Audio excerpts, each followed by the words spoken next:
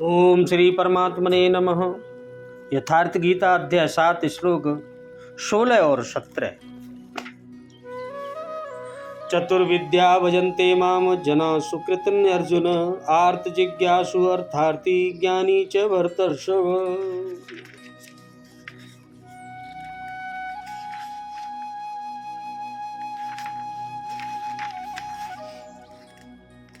तेषां ज्ञानी नियुक्त एक भक्ति विशस्यते प्रिय हि ज्ञानम अर्थ अत्यम अहम स च मम प्रिय। भगवान बोले, अर्जुन,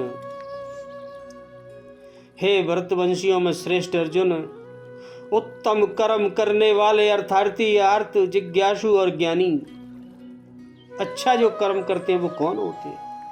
अर्थार्थी, आर्त, जिज्ञासु और ज्ञानी, ऐसे 4 प्रकार के भक्तजन मुझको भजते हैं, मेरा भजन करते हैं, यही लोग, और कोई नहीं करता है। और उनमें नित्य मुझ में एक ही भाव से स्थित अनन्य प्रेम भक्ति वाला ज्ञानी भक्त अति उत्तम है, क्योंकि मुझको तत्व से जानने वाले ज्ञानी को मैं अत्यंत प्रिय हूँ और वह ज्ञानी मुझे अत्यंत प्रिय है। भगवान ने साफ स्पष्टों में कहा है। ध्यान से सुनना, हे भरत श्रेष्ठ अर्जुन, सुकृतिन, उत्तम अर्थात नियत कर्म, सुनना ध्यान से, नियत कर्म जिसके परिणाम में श्रेय की प्राप्ति हो उसको कहते हैं। उसको करने वाले अर्थार्थी अर्थात सकाम, आर्त अर्थात दुख से छूटने की इच्छा वाले,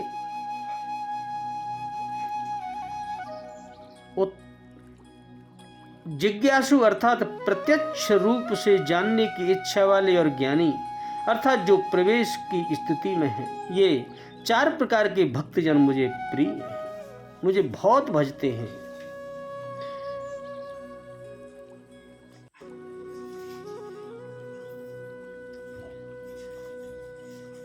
अर्थ वह वस्तु है जिससे हमारे शरीर अथवा संबंधों की पूर्ति हो, इसलिए अर्थ, कामनाएं सब कुछ पहले तो भगवान द्वारा पूर्ण होती हैं। श्री कृष्ण कहते हैं कि मैं ही पूर्ण करता हूँ, किंतु इतना ही वास्तविक अर्थ नहीं है। आत्मिक संपत्ति स्थिर संपत्ति है, यही अर्थ है। असली अर्थ आत्मिक संपत्ति, आत्मिक संतुष्टि ही असली संपत्ति है। सांसारिक अर्थ की पूर्ति करते करते भगवान वास्तविक अर्थ यानी आत्मिक संपत्ति की ओर अपने प्रिय को बढ़ा देते हैं, क्योंकि वे जानते हैं कि इतने ही से मेरा भक्त सुखी नहीं होगा, इसलिए वे आत्मिक संपत्ति भी उसे देने लगते हैं। लोक लाभ परलोक निभाओ, रामचरितमानस में लिखा है। लोक लाभ परलोक निभाओ, लोक में लाभ और परलोक में निर्वाह, ये दोनों भगवान की वस्तु है। अपने भक्त को खाली नहीं छोड़ते भगवान, आप उनको भजिए तो सही। आर्त, जो दुखी हो, जिज्ञासु, समग्रता से जानने की इच्छा वाले जिज्ञासु मुझे भजते हैं, मेरा भजन करते हैं, जो मुझे जानना चाहते हैं। साधना की परिपक्व अवस्था में दिग्दर्शन यानी प्रत्यक्ष दर्शन की अवस्था वाले ज्ञानी भी मुझे भजते हैं। जो प्रत्यक्ष देखना चाहते हैं ऐसे ज्ञानी लोग भी मेरा भजन करते हैं। इस प्रकार 4 प्रकार के भक्त मुझे रात दिन 24 घंटे भजते रहते हैं, जिनमें ज्ञानी सबसे श्रेष्ठ है, अर्थात ज्ञानी भी भक्त ही है। इन सब में अर्जुन, उनमें भी नित्य मुझ में एक ही भाव से स्थित, एक ही भाव से अनन्य भक्ति वाला ज्ञानी विशिष्ट है, क्योंकि साक्षात्कार के सहित जानने वाले ज्ञानी को मैं अत्यंत प्रिय हूं और वह ज्ञानी भी मुझे अत्यंत प्रिय है। वह ज्ञानी मेरा ही स्वरूप है, भगवान ने कहा। स्वयं भगवत स्वरूप होता है ज्ञानी पुरुष, मेरा भक्त।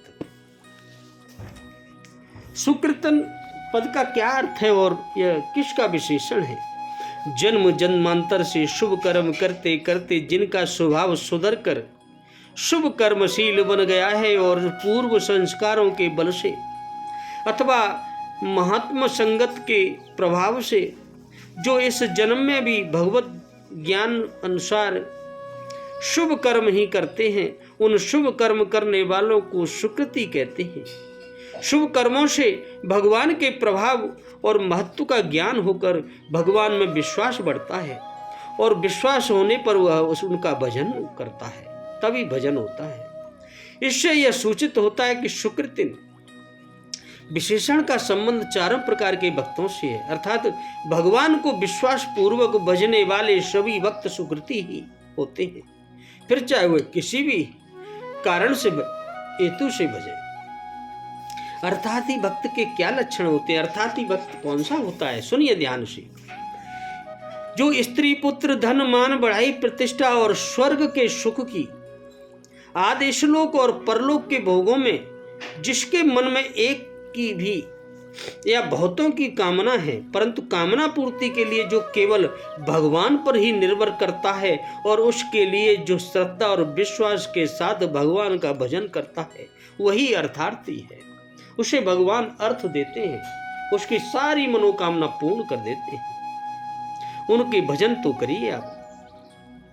जैसे सुग्रीव विभीषण आदि भक्त अर्थार्थी माने जाते हैं, इनमें प्रधानता से ध्रुव का नाम लिया जाता है।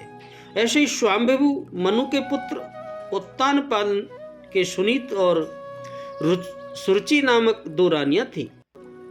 सुनीति से ध्रुव का और सुरुचि से उत्तम का जन्म हुआ था। राजा उत्तानपाद सुरुचि पर अधिक प्रेम करते थे। एक दिन बालक ध्रुव आकर पिता की गोद में बैठने लगा, तब सुरुचि ने उसका तिरस्कार करके उसे उतार दिया और कहा, तू अभागा है, जो तेरा जन्म सुनीति के गर्भ से हुआ है। राज सिंहासन पर बैठना होता तो मेरे गर्भ से जन्म लेता। जा श्रीहरि की आराधना कर, तभी तेरा मनोरथ सफल होगा। विमाता के भर्त्सनापूर्वक व्यवहार से उसे बड़ा दुख हुआ। वह रोता हुआ अपनी माँ सुनीति के पास गया और उससे सब हाल उसने कह सुनाया। सुनीति ने कहा, बेटा, तेरी माता सुरुचि ने ठीक ही कहा है। भगवान की आराधना के बिना तेरा मनोरथ पूर्ण नहीं हो सकता। मनोकामना पूर्ण हो सकती है तो केवल भगवान के भजन करने से ही हो सकती है। माता की बात सुनकर राज्य प्राप्ति के उद्देश्य से बालक ध्रुव भगवान का भजन करने के लिए घर से निकल पड़ा। रास्ते में नारद जी मिले। उन्होंने उसे लौटाने की चेष्टा की, राज्य दिलाने की बात कही, परंतु वह अपने निश्चय पर डटा ही रहा।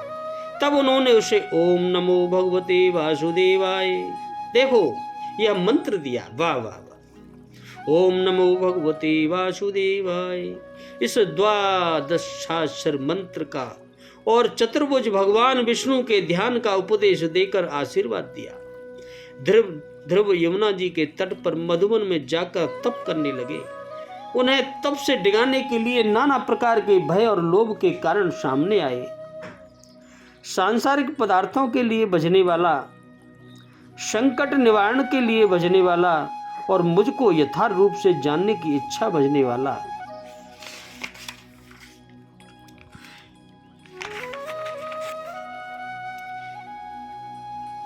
जब वो तपस्या कर रहे तो तमाम उनको भय लोग दिखाने लगे, लोभ से भी उन्हें अठाने लगे, परंतु वे अपने व्रत पर अटल रहे। तब भगवान ने उनकी एक निष्ठ भक्ति से प्रसन्न होकर उन्हें दर्शन दिया।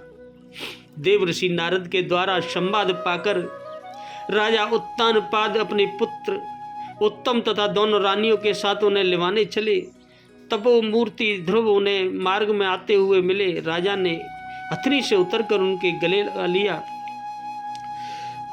तदनंतर बड़े उत्सव तथा समारोह के साथ हथनी पर चढ़कर उन्हें नगर में लाया गया।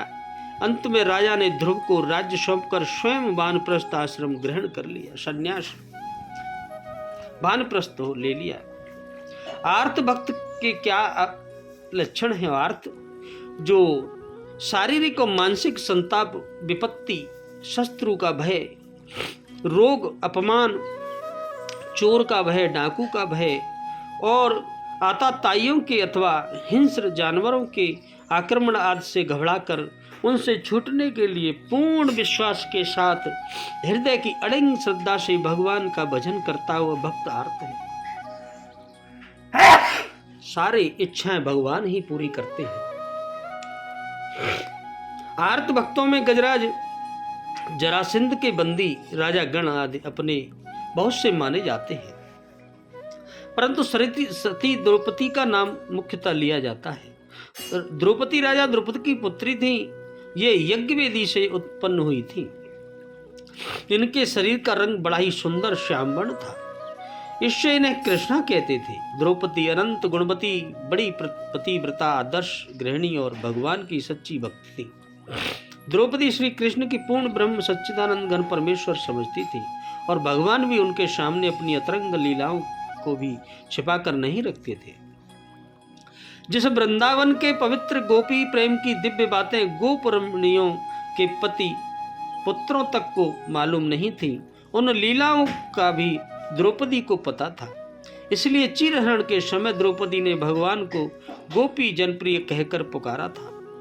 जब दुष्ट दुशासन दुर्योधन की आज्ञा से एक वस्त्र द्रौपदी को सभा में लाकर बलपूर्वक उनकी साड़ी खींचने लगा और किसी से भी रक्षा पाने का कोई भी लक्षण न देख द्रौपदी ने अपने को सर्वत्र असहाय समझकर अपने परम सहाय परम बंधु परमात्मा श्री कृष्ण स्मरण किया।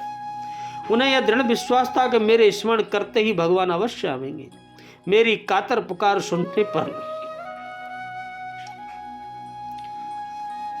उनसे कभी नहीं रहा जाएगा। द्रौपदी ने भगवान का स्मरण करके कहा, क्या बोले ध्यान से सुनना। गोविंद द्वारका वासिन कृष्ण गोपी जन प्रिय कौरव हे परिभूताम मां किनम जानाश केशव। हे नाथ हे रमानाथ ब्रजनाथ तीर्थनाशन कौरवाण वंगनम मां बुद्ध रस्व जनार्दन। कृष्ण कृष्ण महायोगिन विश्वात्मन विश्व भावन प्रपन्ना पाए गोविंद गुरु मध्य अवसीदति। हे गोविंद, हे द्वारकावासिन, हे श्री कृष्ण, हे गोपी जन प्रिय, हे केशव, क्या तुम नहीं जान रहे हो कि कौरव मेरा तिरस्कार कर रहे हैं। हे नाथ, हे लक्ष्मीनाथ, हे वज्रनाथ, हे दुखनाशन, हे जनार्दन, कौरव समुद्र में डूबती हुई मुझको बचाओ। हे कृष्ण, हे कृष्ण, हे महायोगिन, हे विश्वात्मन, हे विश्वभावन, हे गोविंद, कौरवों के हाथों में पड़ी हुई मुझ शरणागत दुखनी की रक्षा करो। तब द्रौपदी की पुकार सुनते ही जगदीश्वर भगवान हृदय द्रवीभूत हो गया और वह त्यक्त्वा सस्यासनं पद्मनाभ्यं कृपालु कृपाभ्यगात। कृपालु भगवान कृपा बरस हो शैया छोड़कर पैदल ही दौड़ पड़े। कौरवों की दानवी सभा में भगवान का वस्त्रावतार हो गया। द्रौपदी के एक वस्त्र से दूसरे और दूसरे से तीसरा इस प्रकार भिन्न भिन्न रंगों के वस्त्र निकलने लगे।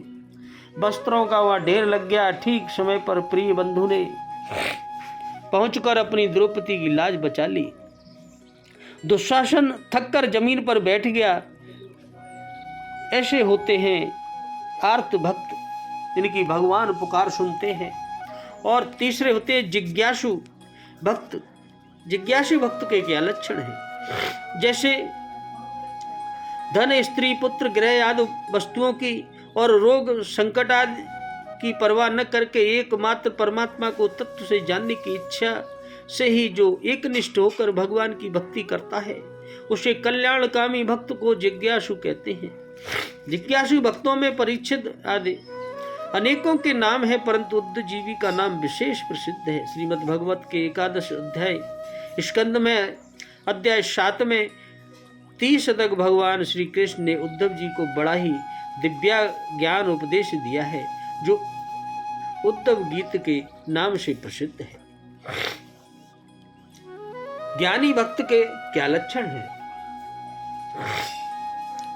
जो परमात्मा को प्राप्त कर चुके हैं, जिनकी दृष्टि में एक परमात्मा ही रह गए हैं, परमात्मा के अतिरिक्त और कुछ है ही नहीं, और इस प्रकार परमात्मा को प्राप्त कर लेने से जिनकी समस्त कामनाएं निसंदेह रूप से समाप्त हो चुकी हैं तथा ऐसी स्थिति में जो सहज भाव ही परमात्मा का भजन करते हुए ज्ञानी हैं, 9वें अध्याय के 13वें और 14वें श्लोक में तथा 10वें अध्याय के 3 और 15वें अध्याय के 19वें श्लोक में जिनका वर्णन है, वे निष्काम अनन्य प्रेमी साधक भक्त भी ज्ञानी भक्तों के अंतर्गत हैं। ज्ञानियों में श्री सुखदेव जी, सनकाद जी, नारद जी और भीष्म जी आदि प्रसिद्ध हैं। बालक प्रहलाद और ज्ञानी भक्त माने जाते हैं, जिनको माता के गर्भ में ही देवर्षि नारद के द्वारा उपदेश प्राप्त हो गया था। हे दैत्यराज हिरण्यकश्यप के पुत्र थे कर्ण, हिरण्यकश्यप भगवान से द्वेष रखता था और वे भगवान के भक्त थे। इससे हिरण्यकश्यप ने इन्हें बहुत ही सताया, सांपों से डसाया, हाथियों से कुचलवाया, मकान से गिरवाया, समुद्र में फेंकवाया, आग में जलवाया और गुरुओं ने उन्हें मारने की चेष्टा की, परंतु भगवान इन्हें बचाते गए। इनके लिए भगवान ने श्री नृसिंह देव के रूप में प्रकट होकर हिरण्यकश्यप का वध किया। किसी भी भय से न डरना तो प्रहलाद की ज्ञान स्थिति का सूचक है। पर गुरु गृह में इन्होंने बालकपन में ही अपने सहपाठियों को जो दिव्य उपदेश दिया है, उससे भी इनका ज्ञानी होना सिद्ध होता है। भागवत और विष्णु पुराण में इनकी सुंदर कथा पढ़नी चाहिए। यहाँ च का प्रयोग करके क्या सूचित किया है? च का प्रयोग करके भगवान ने अर्थार्थी, आर्त और जिज्ञासु भक्तों की अपेक्षा ज्ञानी की विलक्षणता और श्रेष्ठता सूचित की है। 17वें, 18वें, 19वें श्लोक में जो ज्ञानी जन की महिमा कही गई है, उसी का संकेत च के द्वारा यहाँ सूत्र रूप में किया गया है। 4 प्रकार के भक्तों में एक की अपेक्षा दूसरे उत्तम हो कौन है और क्यों है? भगवान पर दृढ़ विश्वास करके किसी भी प्रकार से भगवान का भजन करने वाले सभी उत्तम हैं। इसीलिए भगवान ने चारों को ही इस श्लोक में सुकृति और 18वें श्लोक में उदार कहा है। परंतु यहाँ के वर्णन के अनुसार अपेक्षाकृत तारतम्य से देखने पर ऐसा प्रतीत होता है कि अर्थार्थी की अपेक्षा आर्त उत्तम है, आर्त की अपेक्षा जिज्ञासु और जिज्ञासु की अपेक्षा ज्ञानी उत्तम है। क्योंकि अर्थार्थी सांसारिक भोगों को सुखमय हेतु समझकर उनकी कामना से भगवान को भजते हैं। वे भगवान के प्रभाव को पूर्णतः नहीं जानते। इसी से भगवान में उनका पूर्ण प्रेम नहीं होता और इसी से वे भोगों की आकांक्षा करते हैं। आर्थ भक्त सुख भोगने के लिए भगवान से कभी कुछ नहीं मांगते। इसलिए यद्यपि यह सिद्ध है कि अर्थार्थी की अपेक्षा उनका भगवान में अधिक प्रेम है, तथापि उनका प्रेम शरीर सुख और मान बढ़ाई आदि में कुछ बटा हुआ अवश्य है। इसी से वे घोर संकट पड़ने पर भी, अपमानित होने पर भी उससे बचने के लिए भगवान को पुकारते हैं। जिज्ञासु भक्त न भोग सुख चाहते हैं और न लौकिक भक्तियों से घबराते हैं। वे केवल भगवान के तत्व को ही जानना चाहते हैं।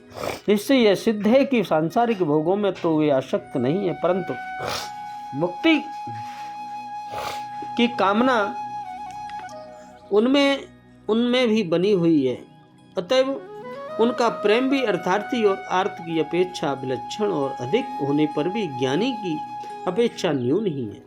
परंतु समग्र भगवान के स्वरूप तत्व को जानने वाले ज्ञानी भक्त तो बिना किसी अपेक्षा के स्वाभाविक ही भगवान को निष्काम प्रेम भाव से नित्य निरंतर भजते हैं। अतः वे सर्वोत्तम हैं। यहाँ अर्जुन को भगवान ने भारतवर्ष नाम से संबोधित किया है। इसमें क्या हेतु है? अर्जुन को भरतवंशियों में श्रेष्ठ कहकर भगवान ने यह सूचित करते हैं कि तुम सुकृति हो, अतः तुम तो मेरा भजन कर ही रहे हो। 4 प्रकार के भक्तों की बात कहकर अब उनमें ज्ञानी भक्त के प्रेम की प्रशंसा और अन्य भक्तों की अपेक्षा अधिक श्रेष्ठता का निरूपण किया। भगवान ने ज्ञानी के साथ जो नियुक्त युक्त और एक भक्ति विशेषण दिया, इसका क्या भाव है? संसार शरीर और अपने आप को सर्वथा भूलकर जो अनन्य भाव से नित्य निरंतर केवल भगवान में ही नित्य स्थित है, उसे नित्य युक्त कहते हैं। और जो भगवान में ही हेतु रहित और अविरल प्रेम करता है, उसे एक भक्ति कहते हैं। भगवान के तत्व को जानने वाले ज्ञानी भक्त में ये दोनों बातें पूर्ण रूप से होती हैं, इसीलिए वे विशेषण दिए गए हैं। ज्ञानी में भी अत्यंत प्रिय में हूँ और ज्ञानी मुझे अत्यंत प्रिय है। इसका क्या भाव है?